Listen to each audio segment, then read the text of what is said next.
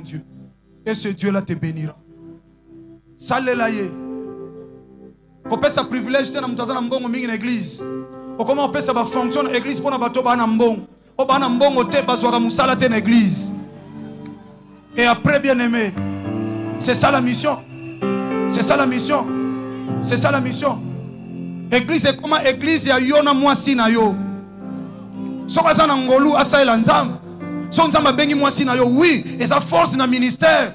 Mais son nzamba benga yete. Tika ye afanda sambela nzam. Ako soutenir ministère de Kendeli. Lui bosso. Le lot église est comme il va propriété privée. So yi mwasi na ngaza wana te bon so ngana te na na otamus. Soka za na ministère, je rappelle. Soka za na ministère, azana li kabo. Asa elanzambe bien aimé. Parce que vous avez moi na mobile, mais il y a des cabonés, yo posana li cabonayo, a servi nzam. Mais tout le monde a battu un sous.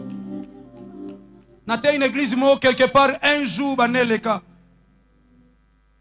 Na komi li boso pasteur na comité nga invité. Ba ke benga ayena nuna na bonga mité. L'homme de Dieu surprendre nga. Alobi na ke bongama. Et na suka culte. Tant azo pesa ba non salobi. Bino pe bandimisu, bino pe bino kaka onde boza boy. Bino batu bozo boma pe église, bino. Bokoma ba fanatique na biso basali na nzambe.